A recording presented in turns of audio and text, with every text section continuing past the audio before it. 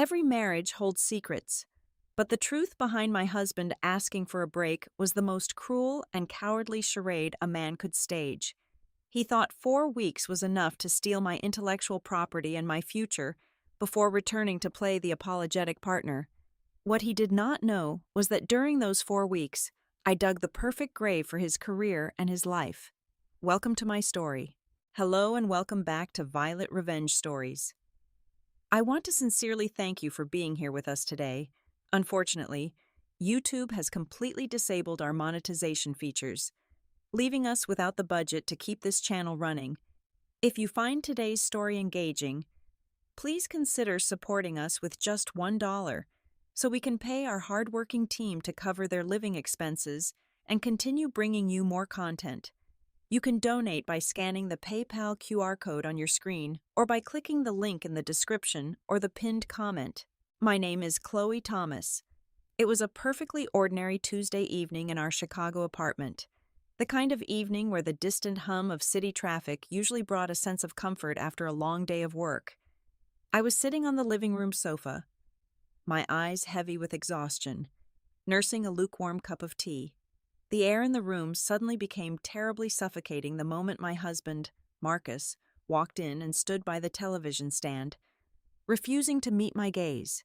He cleared his throat, a sharp sound that shattered the quiet, and delivered the sentence that would momentarily break my world. "I think we need to take a break from our marriage," he said, his voice eerily steady. I just stared at him, the cup in my hands suddenly feeling like a block of ice. Marcus began to pace across the hardwood floor, weaving a complex tale of severe psychological pressure. He waved his hands in the air, claiming he felt entirely lost in his own life and desperately needed personal space to find himself again. He looked at me with what I thought were pleading eyes and swore on everything we had built that there was absolutely no other woman involved. It was just him, his inner demons, and an overwhelming need to breathe. Under normal circumstances, I might have fought back, demanded answers, or screamed until my throat burned, but I was running on absolute fumes. For the past 6 months, I had been working 80-hour weeks leading a core software project at the tech firm Nexus Vertex Innovations. I had practically lived at the office, drowning in complex algorithms and endless lines of code to ensure a flawless launch. I was in a state of utter physical and mental exhaustion. My brain was too foggy to process the sudden collapse of my marriage, so I simply sat there in stunned silence and nodded, accepting his unbelievable proposition without a single argument. My lack of resistance seemed to embolden him. Marcus did not wait for the morning. He marched straight into our bedroom and pulled out his largest suitcase from the top of the closet. I watched from the doorway as he threw shirts, pants, and toiletries into the bag with a practiced efficiency that felt entirely wrong for a man claiming to be suffering from a sudden emotional breakdown. He zipped up the massive suitcase and hurried out the front door into the dark night. His attitude so rushed and eager that it felt incredibly suspicious even to my exhausted mind. The first few days after he left were a blur of tears and suffocating emptiness. The apartment felt too large and too quiet. I sank into a deep pit of profound emptiness, tormenting myself with endless questions. I replayed our entire relationship in my head, analyzing every conversation and every argument, trying to figure out exactly what I had done wrong to make my husband want to flee our home in the middle of the night. I blamed my long hours at Nexus Vertex Innovations. I blamed my obsession with my work. I convinced myself that I had neglected him and driven him to the edge of despair. But that self-pity did not last forever. The lingering suspicion about his hurried departure continued to gnaw at the edges of my mind, pulling me out of my depression. On a quiet Friday night, 3 days after he walked out, I sat down at my desk to check some personal emails. I opened my personal computer, intending to do a simple task, but my engineering instincts immediately noticed something out of place. The system logs showed a massive spike in background activity during the exact hours I had been sleeping on the night before Marcus left. My hands began to tremble slightly as I dug deeper into the hidden directories. Someone had bypassed my basic screensaver lock, accessed my most secure folders, and copied a massive amount of highly sensitive data onto an external drive. The timestamp on the data transfer matched the exact time frame when Marcus was the only other person awake in the apartment. The fog of sadness instantly evaporated from my mind, replaced by a cold and sharp clarity. My husband did not leave because he needed to find himself. He left because he had taken something from me, and my intuition told me he was planning to destroy me completely. The glow of my dual monitors cast long and harsh shadows across the walls of the empty living room. The silence of the apartment, which just a few days ago felt like a heavy blanket of sorrow, now served as the perfect quiet room for an investigation. I sat at my workstation, my fingers flying across the mechanical keyboard with the precision of a surgeon. The lingering doubts about Marcus and his sudden departure had completely overridden my exhaustion. I decided to start with the digital perimeter of our home. I bypassed the standard interface of our home network and dove straight into the raw router logs covering the past 30 days. I ran a custom script to filter the massive wall of text by specific device identifiers, hunting for anomalies. My heart hammered against my ribs when the results populated the screen. There it was, undeniable and glaring. The unique Internet Protocol address assigned to Marcus and his mobile device had initiated a secure and encrypted connection directly to my local development server.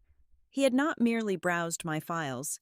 He had mapped a direct and unauthorized route to the exact secure repository containing the proprietary source code for the Nexus Vertex Innovations project.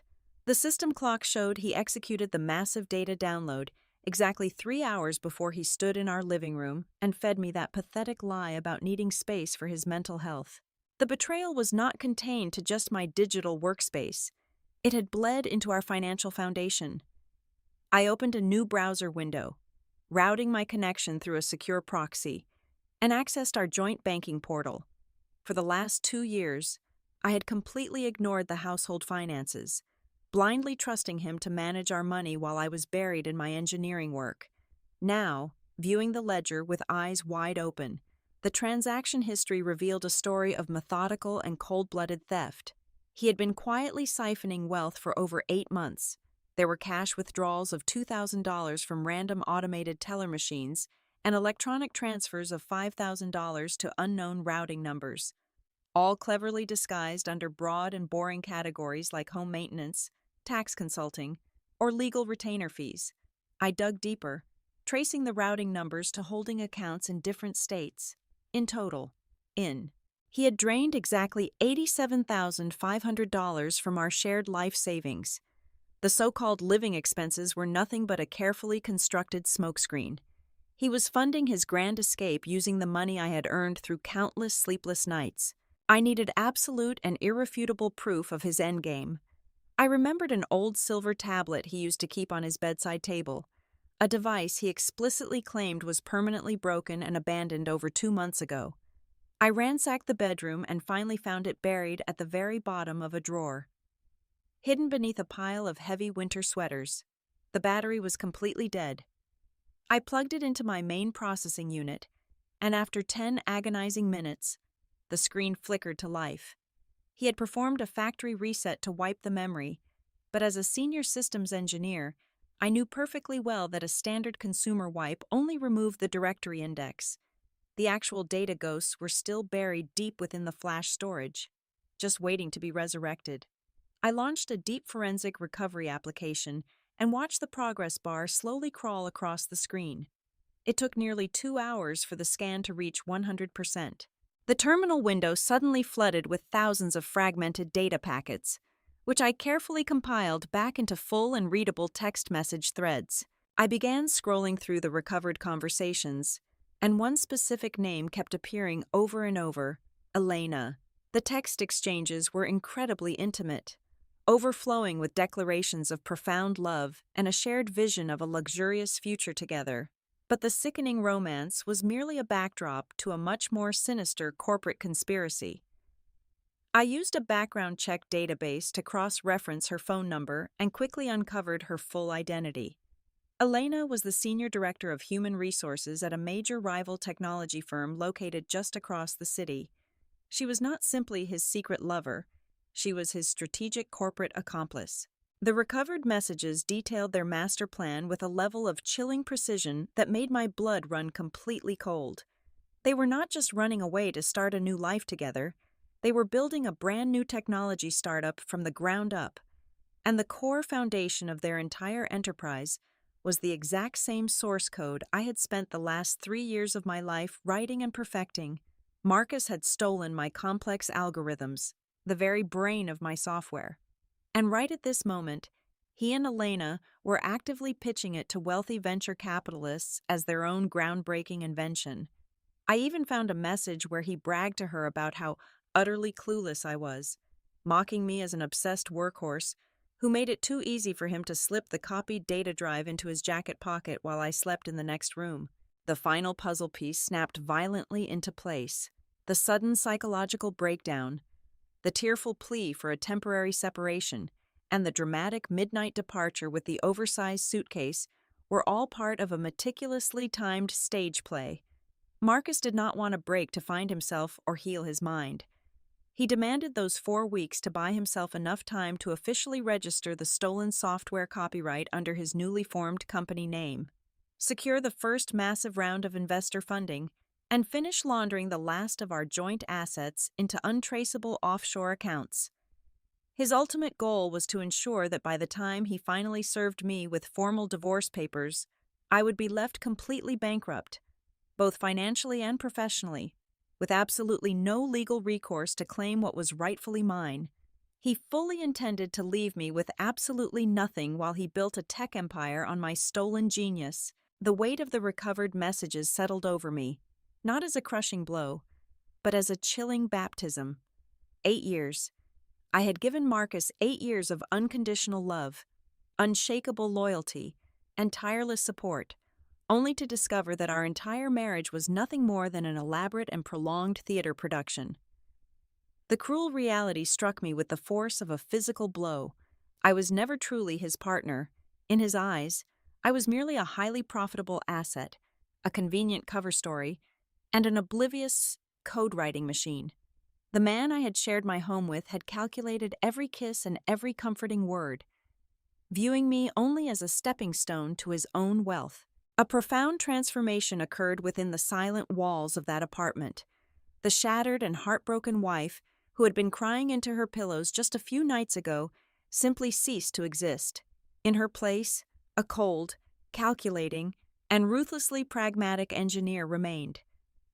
The natural instinct of any betrayed spouse would be to pick up the phone, scream at him, confront him with the stolen data logs, and demand an immediate explanation.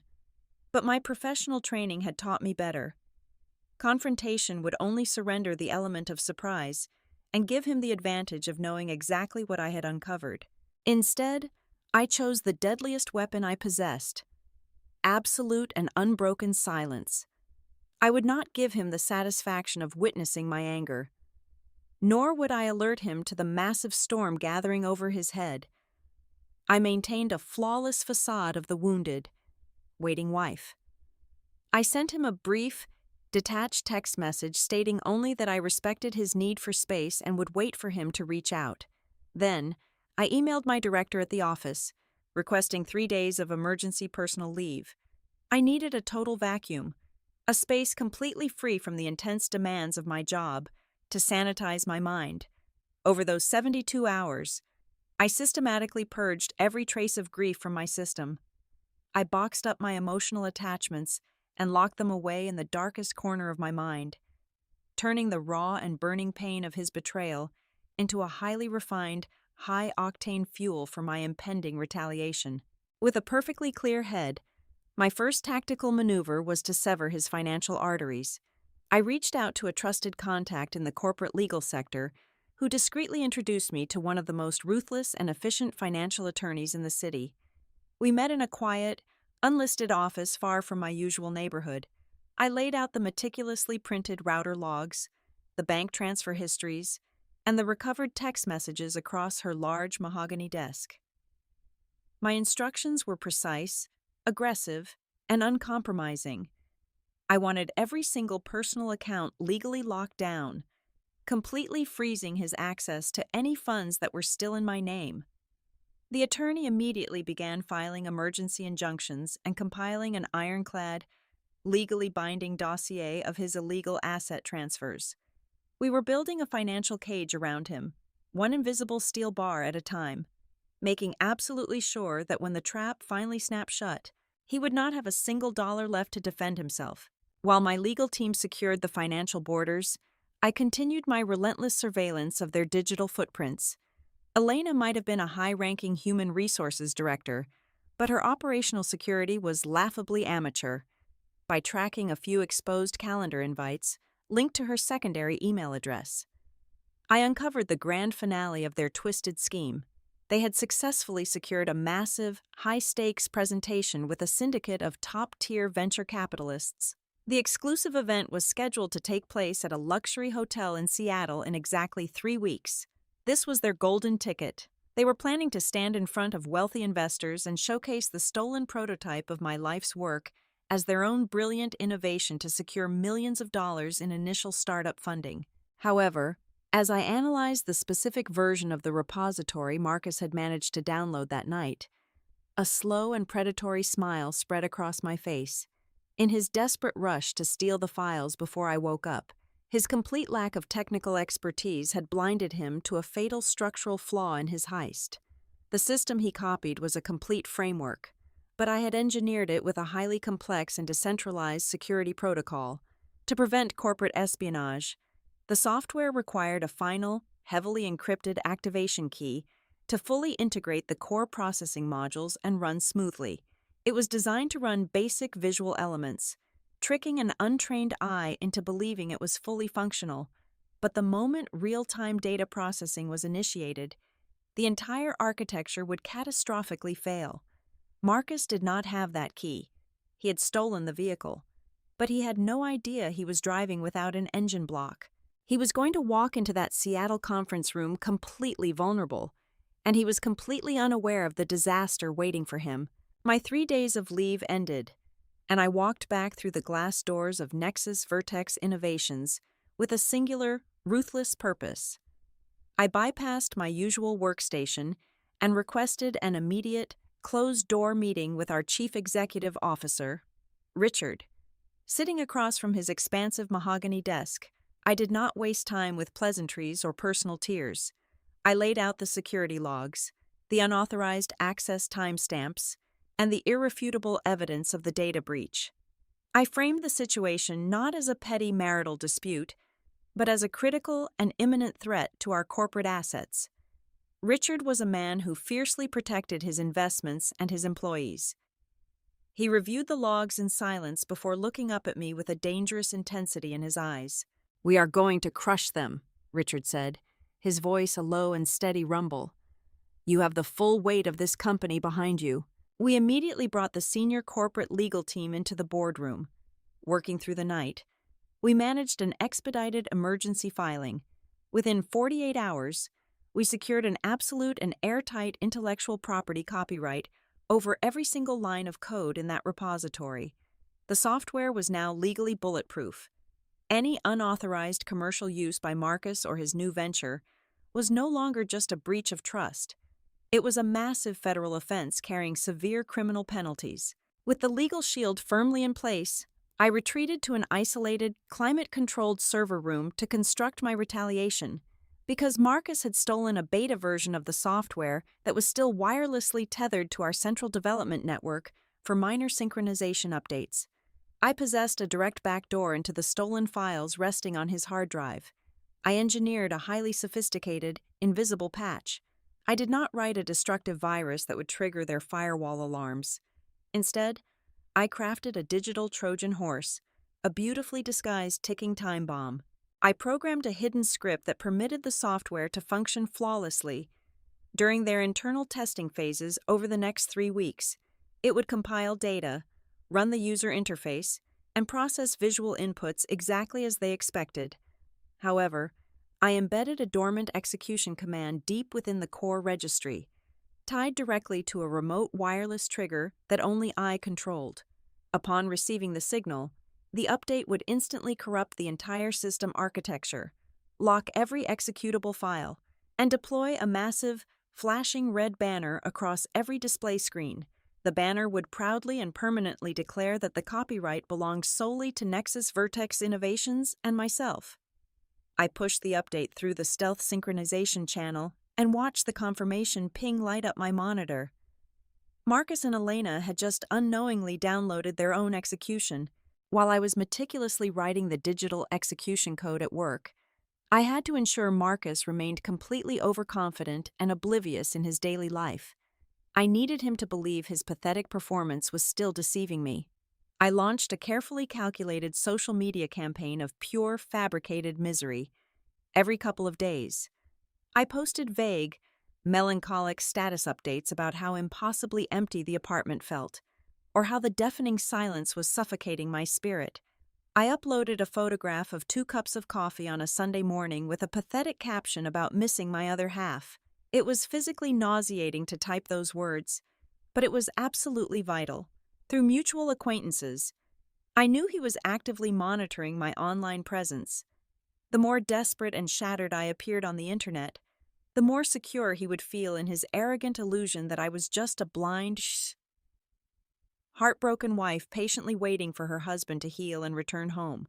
Behind this pathetic digital facade, my real-life preparations were reaching their lethal conclusion. The financial attorney I hired had executed her instructions flawlessly.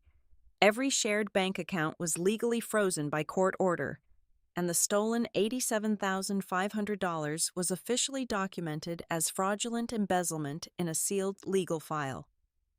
I organized the thick stack of printed text messages, the bank statements, the Internet Protocol address connection logs, and the fresh corporate copyright certificates into thick, categorized binders. Every piece of evidence proving his infidelity, his financial fraud, and his intellectual property theft was securely packaged and locked inside a heavy steel fireproof safe in my home office. The trap was fully set, primed, and simply waiting for the prey to step onto the pressure plate. With the trap secured, I turned my attention to the final piece of the puzzle, my own physical and mental state. The exhausted, overworked woman who had silently accepted a sudden separation no longer existed. I needed my exterior to match the cold, calculating steel that now fortified my mind. I threw away the baggy sweaters and faded jeans I usually wore during my grueling 80-hour work weeks. I scheduled appointments I had ignored for years. I cut off several inches of tired, unkempt hair, styling it into a sharp, sophisticated angled bob. I upgraded my wardrobe to tailored, commanding suits that projected absolute authority and untouchable confidence. Every morning, I stood before the bathroom mirror, practicing a calm, unreadable expression. I was forging a mind of absolute iron, preparing to look the traitor dead in the eyes when his entire universe collapsed around him. The board was set, the pieces were locked into place, and I was more than ready for his inevitable return. Exactly 28 days after he walked out into the Chicago night, the heavy brass knocker on my front door echoed through the quiet apartment. It was a Tuesday evening, a poetic and symmetrical conclusion to his scheduled hiatus. I walked to the entryway, pausing for a single, steadying breath before turning the deadbolt. I pulled the door open to find Marcus standing in the hallway, bathed in the dim fluorescent light. He had clearly spent considerable effort crafting a specifically disheveled appearance. His usually pristine collar was wrinkled, dark circles were artificially pronounced beneath his eyes, and his shoulders were slumped in a posture of total defeat. In his hands, he clutched a massive, painfully cliché bouquet of 24 long-stemmed red roses. The sheer theatricality of his presentation was almost insulting. He looked at me with an expression of manufactured misery, waiting for me to break down and welcome him home. "I was so incredibly wrong," he whispered, his voice trembling with a perfectly rehearsed vulnerability. He stepped across the threshold, allowing the roses to drop slightly as if the weight of his guilt was too much to bear. "These past 4 weeks have been absolute torture. I thought I needed space to figure out who I was. but all I figured out is that I am absolutely nothing without you. There is no one in this world better than you. I made a terrible mistake, and I am begging you for one single chance to come home and fix our marriage." It was the classic, textbook monologue of a cornered coward. If I had not spent the last month excavating the digital graveyard of his treachery, I might have actually believed the agonizing sincerity in his tone, but I knew the actual reason behind his desperate and premature return. Through my continued monitoring of his corporate accomplice, I knew their venture capital negotiations had hit a massive brick wall. The billionaire investors in Seattle were not fools. They demanded a comprehensive live stress test of the software before writing any checks. Marcus was completely paralyzed because he was sitting on a locked system. He desperately needed me to turn the key. I forced my eyes to well up with tears, drawing upon the genuine exhaustion I had felt 4 weeks prior to fuel my performance. I let out a choked sob, acting the part of the pathetic, desperate wife who had been starved of affection. I threw my arms around his neck, burying my face into his shoulder to hide the absolute disgust twisting my features. "I missed you so much," I cried into his jacket, making sure my voice cracked perfectly. "I thought I had lost you forever." Marcus wrapped his arms tightly around my waist, burying his face in my newly styled hair. He let out a heavy sigh of relief, clearly convinced his manipulative charm had worked flawlessly. He carried my luggage of fake emotions into the living room, sitting me down on the couch while he poured us both a glass of water. He spent the next hour holding my hand, making empty promises about couples therapy and renewing our vows, slowly paving the way for his true objective. Once he felt the atmosphere was sufficiently softened, he casually shifted the conversation toward his career. He cleared his throat, rubbing the back of his neck in a feigned display of embarrassment. "You know, while I was away, I tried to keep my mind busy with a little independent side project. Just a small coding venture to build my confidence back up." He lied smoothly. "But I have hit a massive developmental roadblock. The core processing module is completely stalling out on the user interface integration. I know you are the absolute genius when it comes to back-end architecture. Would you be willing to just take a quick look? Your expert advice could really help me turn this around and get my career back on track for our future." He pulled his sleek silver laptop from his bag, placing it gently on the coffee table between us. It took every ounce of my willpower not to laugh directly in his face. He was actually asking me to troubleshoot my own stolen software so he could sell it to the highest bidder. I offered him a warm, encouraging smile, leaning forward to inspect the screen. "Of course. Darling, let me see what you have built." He booted up the local environment, and there it was. My beautiful, complex code, stripped of its original headers and rebranded with his newly registered corporate logo, stared back at me.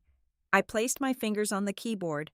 I did not actually analyze his problem, because there was no problem to fix. The system was simply waiting for the master initialization sequence. I rapidly typed a series of command lines, bypassing the visible directory and accessing the hidden registry I had created weeks ago. With a final keystroke, I did not unlock the software. I initiated the silent, irreversible countdown timer for the digital bomb dormant inside the code. "There," I said softly, stepping back from the machine. "I cleared the memory bottleneck. It should run perfectly now." Marcus ran a quick diagnostic test. When the system flashed green, confirming full operational status, his face lit up with a greedy, uncontainable joy. He grabbed me by the waist, spinning me around the living room. "You are an absolute lifesaver," he shouted, his eyes wide with the anticipation of his impending wealth. "Listen, I have to fly to Seattle this weekend for a massive networking dinner with some potential investors. I want you to come with me. I want you there by my side to witness this success." I looked into his lying eyes and agreed immediately, knowing with absolute certainty that this luxurious trip would be the very last time Marcus would ever wear the pristine disguise of a successful businessman. The grand ballroom of the Emerald Grand Hotel in downtown Seattle was a spectacular display of excessive wealth and unbridled ambition. Crystal chandeliers cast a warm, golden glow over dozens of round tables draped in crisp white linen. Waiters in pristine uniforms glided through the room, balancing silver trays loaded with expensive champagne and delicate appetizers. I sat quietly at a table near the center, dressed in my sharpest charcoal gray suit, perfectly blending into the crowd of high-net-worth individuals. Standing near the front of the room, radiating an almost sickening level of confidence, was Elena. She was wearing a stunning designer gown, introducing herself to everyone as the visionary co-founder and chief operating officer of their groundbreaking new tech startup. Watching her play the role of the brilliant entrepreneur while wearing jewelry bought with my stolen savings was nauseating. But I kept my expression perfectly neutral. The lights dimmed, and the low murmur of conversation faded into an expectant silence as Marcus stepped onto the brightly lit stage. He adjusted the microphone, offering the crowd a charming, practiced smile that had once fooled me for 8 long years. Behind him, a massive high-definition screen displayed the sleek, stolen interface of my software. For the next 20 minutes, he delivered the performance of a lifetime.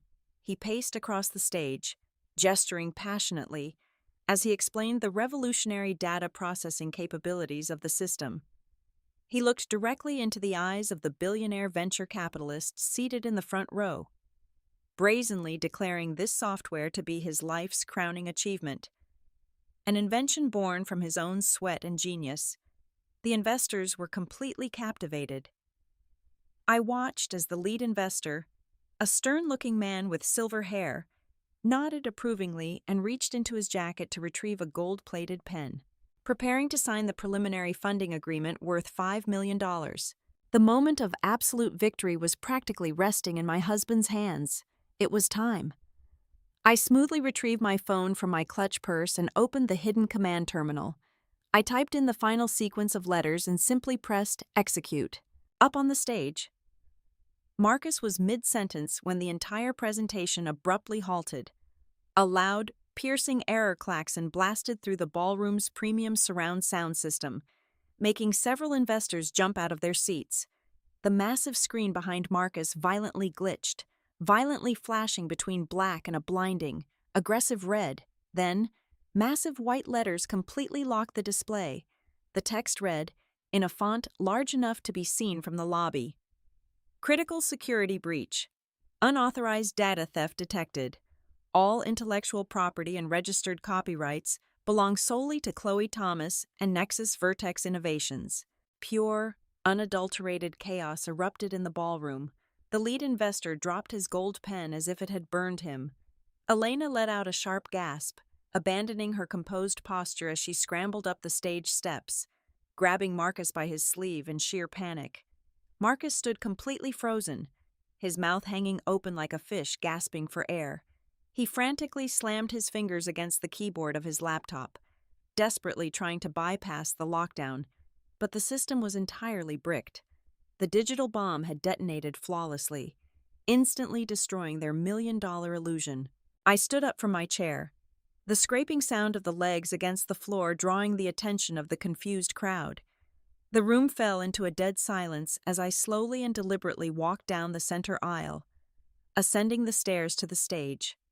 Marcus looked at me, the color completely draining from his face, his eyes wide with a sudden, horrifying realization. He finally understood that the oblivious, weeping wife he left in Chicago was entirely a fabrication. I calmly reached out and forcefully pulled the microphone from his trembling hand. "Good evening, everyone," I said, my voice echoing loudly across the stunned room. I turned to look at Marcus, offering him a smile as sharp as shattered glass. "My name is Chloe Thomas. I am a senior software engineer at Nexus Vertex Innovations, and I am the sole architect of the platform you just saw today. The man standing beside me is not a tech genius. He is my soon-to-be ex-husband, and the woman clinging to him is Elena, his mistress. Over the past month, they have conspired to steal my proprietary source code, embezzle exactly $87,500 from my personal savings, and present my intellectual property to you as their own." The collective gasp from the audience was incredibly satisfying. Elena covered her face with her hands, sobbing uncontrollably. Marcus took a step back, raising his hands defensively. "Chloe, Please, we can explain. Just listen to me, he stammered, his voice breaking into a pathetic whine. You are out of time, Marcus, I replied coldly, dropping the microphone onto the floor. As if summoned by my words, the heavy oak doors at the back of the ballroom swung open violently. A specialized team of corporate cybersecurity agents, flanked by heavily armed economic police officers, marched directly into the room. They bypassed the murmuring investors and walked straight up to the stage. They possessed the massive legal dossiers, the finalized arrest warrants, and the indisputable evidence I had provided. An officer roughly grabbed Marcus by the shoulder, twisting his arms behind his back and snapping cold steel handcuffs around his wrists. Elena was similarly detained, screaming hysterically as she was dragged away from the podium. I did not stay to watch them being read their rights. I turned my back on the wreckage of their lives, slowly descending the stage stairs. I walked out of the grand ballroom and pushed through the heavy glass doors of the hotel into the cool, crisp Seattle night. I took a deep breath of the freezing air, feeling an overwhelming sense of profound freedom wash over me. I had protected my work, secured my finances, and eliminated the poison from my life. Tomorrow morning, I would return to Chicago not as a broken wife, but as a wealthy, independent engineer ready to build my very own technology empire. Thank you so incredibly much for taking the time to listen to my story today on Violet Revenge Stories. We would love to know where you are tuning in from. So please let us know in the comments below. If you enjoyed today's journey and found it satisfying, we humbly ask that you consider supporting our channel with a donation of just $1. You can do this easily by scanning the PayPal quick response code on your screen, or by using the PayPal link provided in the video description or the pinned comment. Your generous contribution allows us to pay our hardworking staff, helping them support their families, so we can continue creating and bringing you even more thrilling stories in the future. Thank you again, and take care.